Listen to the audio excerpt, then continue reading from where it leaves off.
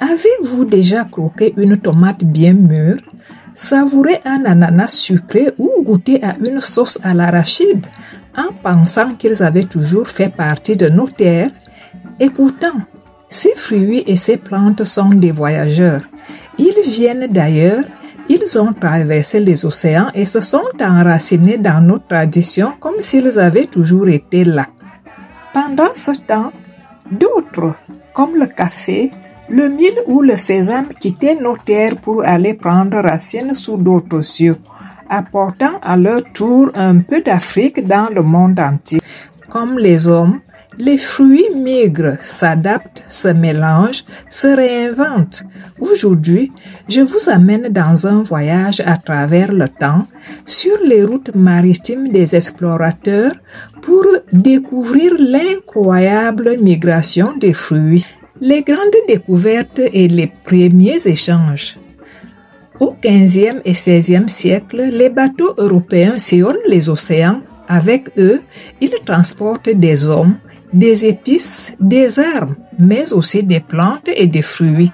C'est ce que l'on appelle le grand échange colombien. Un immense brassage biologique qui a bouleversé les habitudes alimentaires de l'humanité entière. De l'Amérique vers l'Afrique, les nouveaux arrivants. Beaucoup de fruits que nous croyons africains sont en réalité originaires d'Amérique. Voici la tomate.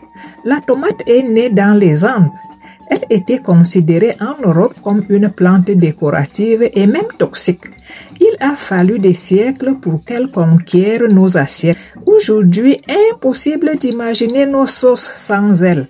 Et son histoire réserve encore bien des surprises. Le maïs. Originaire du Mexique, le maïs est devenu une base alimentaire en Afrique centrale, nourrissant des millions de personnes en se déclinant en une multitude de préparations traditionnelles.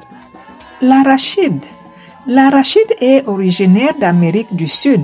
Il s'est imposé en Afrique comme l'ingrédient incontournable des sauces et constitue une importante source de revenus pour des pays comme le Sénégal, devenu l'un des plus grands producteurs mondiaux. Le manioc. Originaire du Brésil, le manioc a traversé l'Atlantique pour devenir un aliment de survie. Il a sauvé des millions de vies lors des grandes famines et a donné naissance à des préparations emblématiques. Le foufou, le gari, le bobolo ou la chikwang, piliers de la cuisine africaine. L'ananas et la papaye. L'ananas est originaire d'Amérique du Sud, précisément du Brésil et du Paraguay.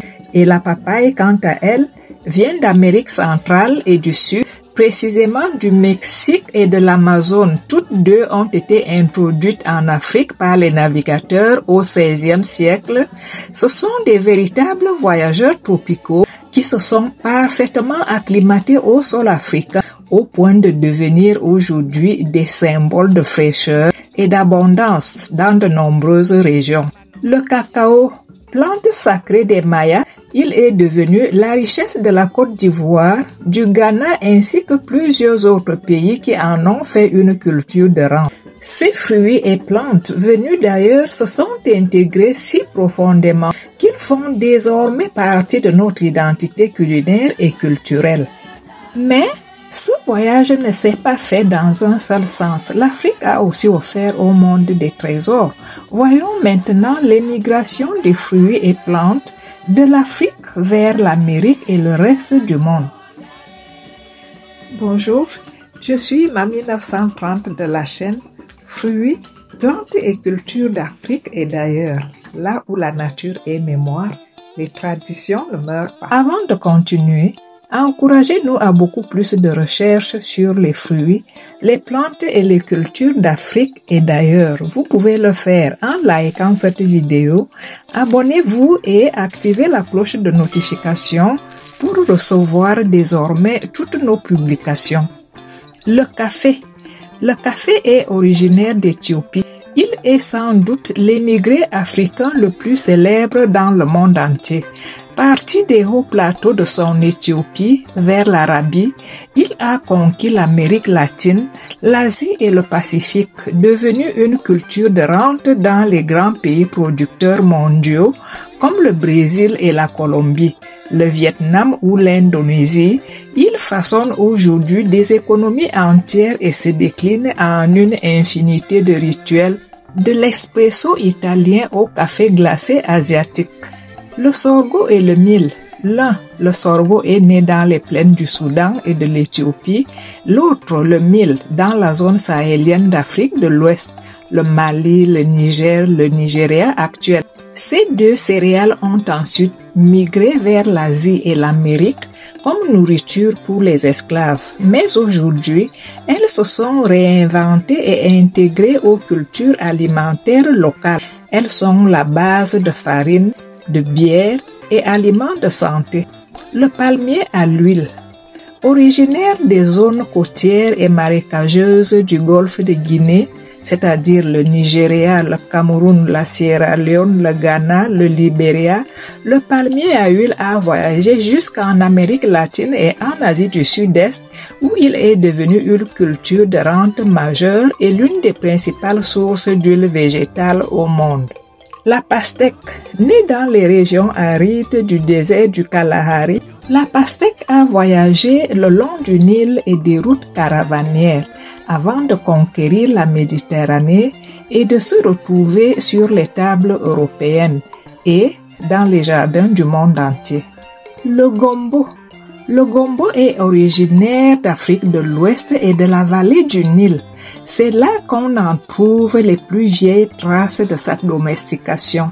Il a été emporté vers les Amériques par la traite atlantique et s'y est acclimaté. Aujourd'hui, on le retrouve dans les cuisines du sud des États-Unis, des Caraïbes, du Brésil et du Moyen-Orient. Le gombo est devenu un ingrédient incontournable dans de nombreux ragoûts et sauces dans le monde. En conclusion, les fruits et les plantes sont plus que des aliments. Ils sont des voyageurs silencieux, témoins des routes maritimes, des rencontres, des échanges et des migrations humaines.